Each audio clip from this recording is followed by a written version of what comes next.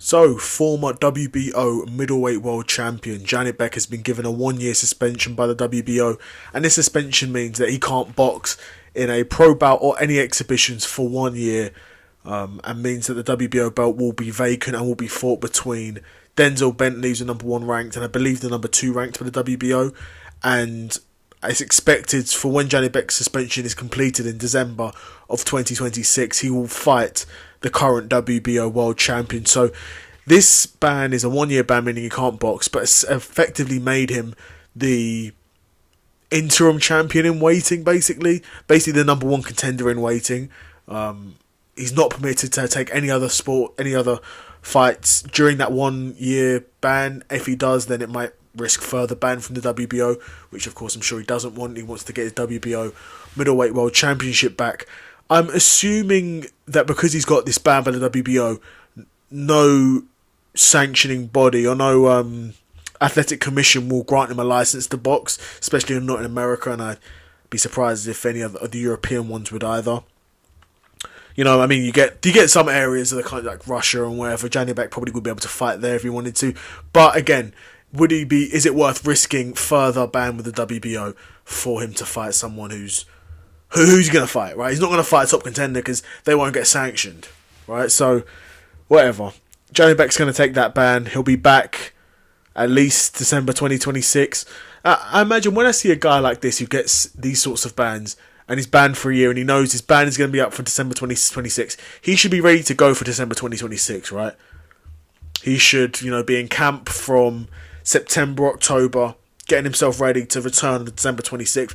And just because he's banned doesn't mean that he can't enter negotiations for fights December 26th, January 27.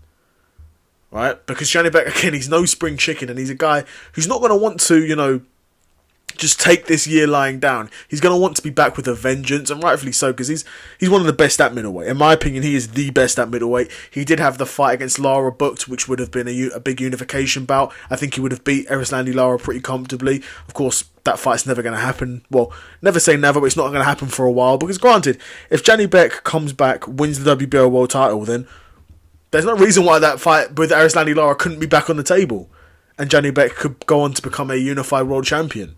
Would be insane. And he's good enough to do it. It wouldn't be that insane because he's the best guy in the division. He's just, do you know what I mean? He's one of those guys, in my opinion, who's, at least a unified champion in waiting. Can he become undisputed? I don't know. Could he beat Carlos Adames? He's not going to be an easy fight. And who's the other world champions at middleweight? I don't even know. Alright, I couldn't even tell you.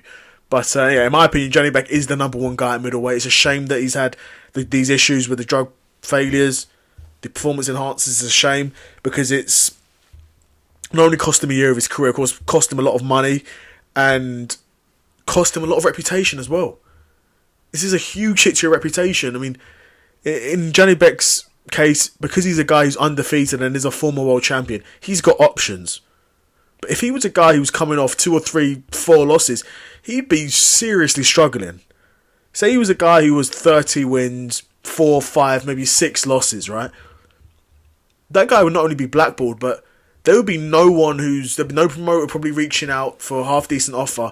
All the promoters would be using him to build up the next big guy. He'd be given loads of B-side offers, which is, they're hard. They're less money, they're higher risk, they're harder fights generally.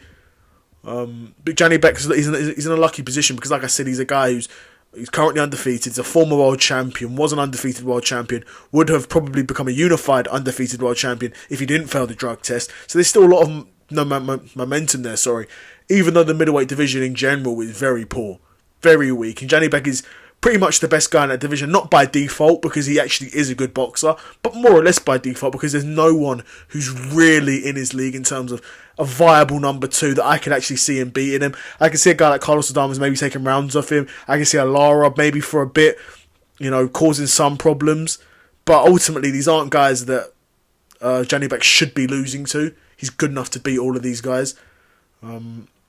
So yeah, I'm curious to know what you guys think of the ban from the WBO. Do you think it's too long? Do you think it's too little? Do you think, Janibek's a guy, he failed these drug tests. He tested positive. Right? That's the thing. That's the well-known fact at this point. I don't know if the ban included any fines or anything. If they're going to hurt him financially. but it needs to be a big enough deterrent to make sure he doesn't do it again. You know, Janibek, I think he said that he's going to try and fight to clear his name. He clearly not done a good job because they've banned him. So there must have been an investigation. They must have determined, like, this guy, he's taking the piss, right?